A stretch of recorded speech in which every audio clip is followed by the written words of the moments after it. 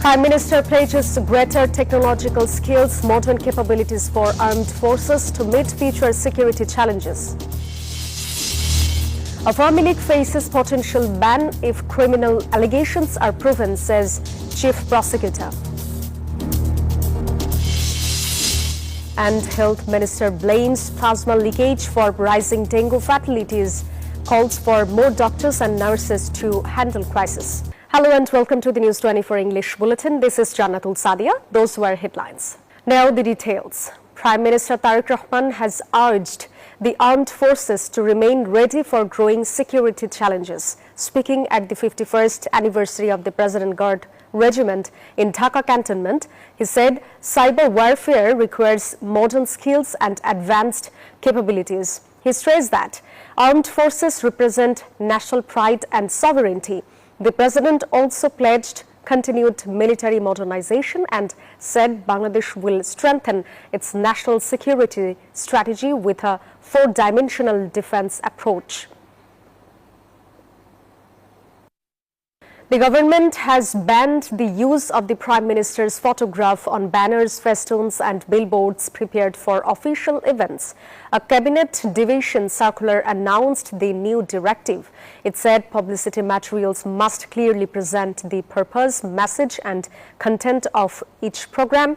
Designs should focus on the event instead of individuals. Authorities also instructed organizers to ensure all information is relevant, balanced and presented in a clear manner.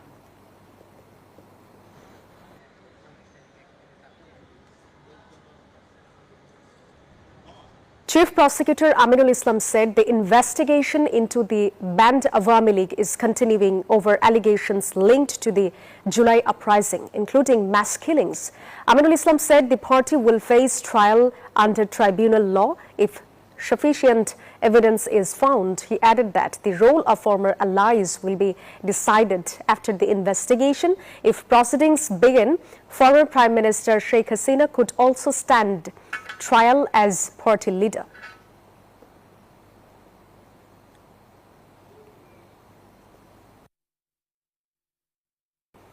Health Minister Sardar Mohammad Shakhat Hussain warned that plasma leakage is the main cause of dengue deaths. Speaking at Dhaka University, he urged immediate close monitoring for at-risk patients. Hospitals are currently overwhelmed as both dengue and measles cases rise. The minister acknowledged the severe pressure on medical staff. He promised to increase healthcare budgets and recruit more doctors and nurses to manage the crisis.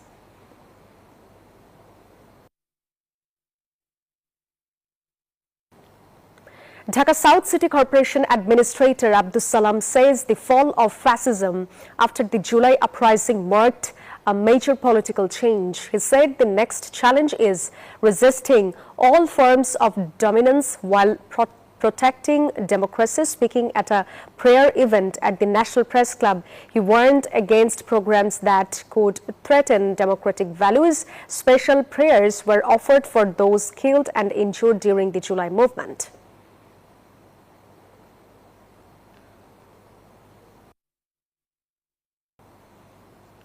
"76 passengers checked in for a Biman Bangladesh Airlines flight to Malaysia, but none boarded the aircraft.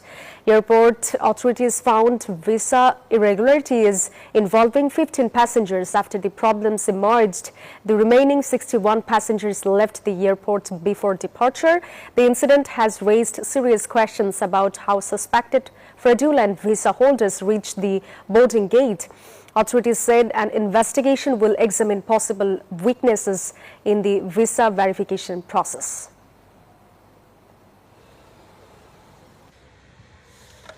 More than 30 homes, shops and other buildings belonging to 15 families were damaged after a deadly attack in Podrobila village in Norail. Residents also alleged widespread looting during the violence. The unrest followed the killing of an elderly man after a dispute over a football match.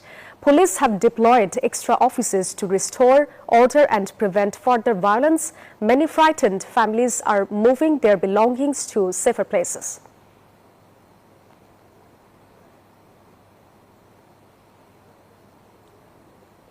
Millions of mourners gathered at Tehran's Grand Musalla for the first funeral of Iran's supreme leader, Ayatollah Ali Khamenei. The service took place 4 months after his passing. 4 deceased family members were also honored during the emotional ceremony. Top government officials attended the event amid tight security. A series of national mourning processions will now follow, leading to his final burial in Mashhad.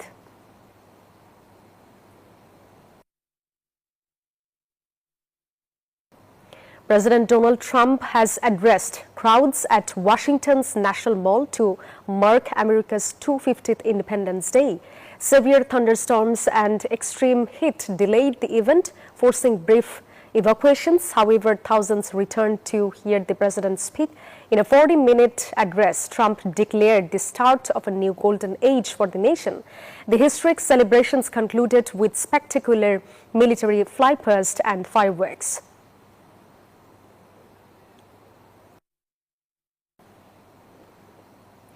That's all from the newsroom today. Thank you for watching News 24. Please stay with us.